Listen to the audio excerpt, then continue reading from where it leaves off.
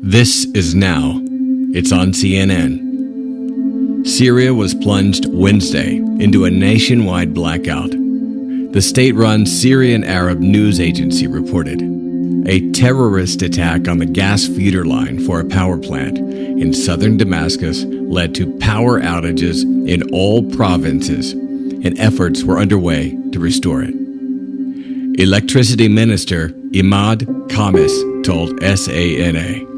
Syrian activists were posting video to social media accounts showing what they described as a gas line fire near the Damascus airport. And a simple Google search of explosion Syria or Syria power outage brings up thousands of comments and articles about something they're calling a red mushroom cloud. So if you live in the United States of America, let's imagine you're on vacation outside of the U.S. and somebody sends you a link to a CNN article, and it says, "The United States of America was plunged Wednesday into a nationwide blackout."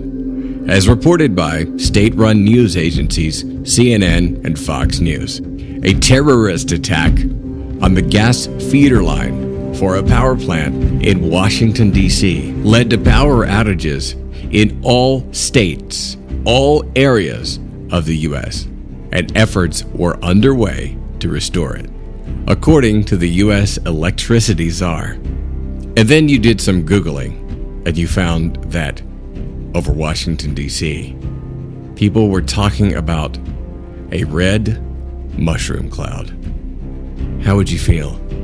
This is real news that's on CNN about Syria. It's not just some little place on the other side of the world. These people are without electricity. No way to communicate with you and me. We are all they have. You can keep watching your TV. You can keep playing with the screen in front of you, commenting, enjoying all the likes coming in on Facebook, hanging out on Kick, playing games, doing stuff that at the end of life you'll look back on and wish you had done something great. Now you know about this. And apparently tomorrow, a substantial number of people in Congress are flying to Florida, which they've never done for a funeral. This has been an interruption, but it's clear you're too busy to figure out what's going on. So carry on. Have fun. But when you realize what's going on, we will be here. I'm Sam Bada. Live fearless. There's certain things that have to happen for Bible prophecy to come to pass, and it is happening quickly. Now, what God wants us to do is be in prayer. See, I really believe, Psalm 23, that though I walk through the valley of the shadow of death, I will fear no evil, for thou art with me.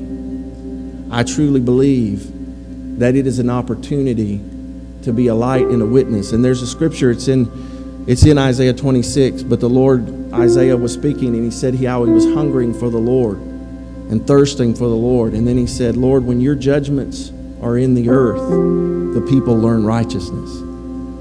And so God's judgments are coming to America. And really, he just has to step back and allow certain things to happen.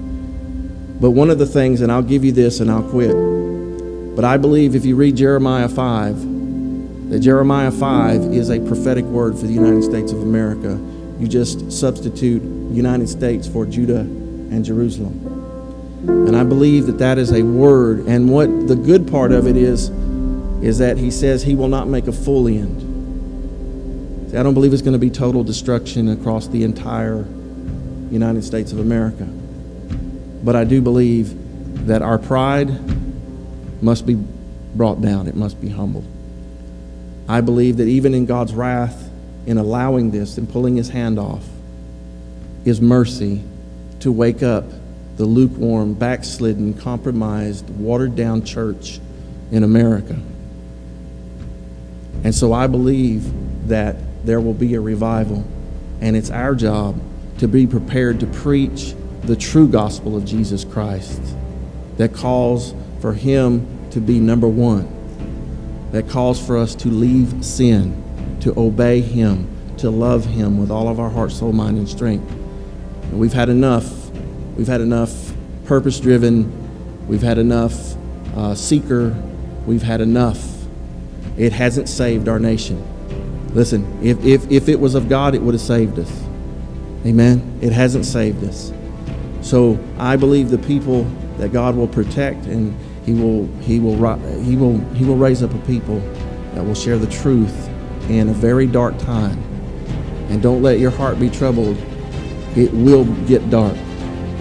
But God He said, I will arise upon my people, and my glory will be seen on my people, even when gross darkness covers the earth. Amen.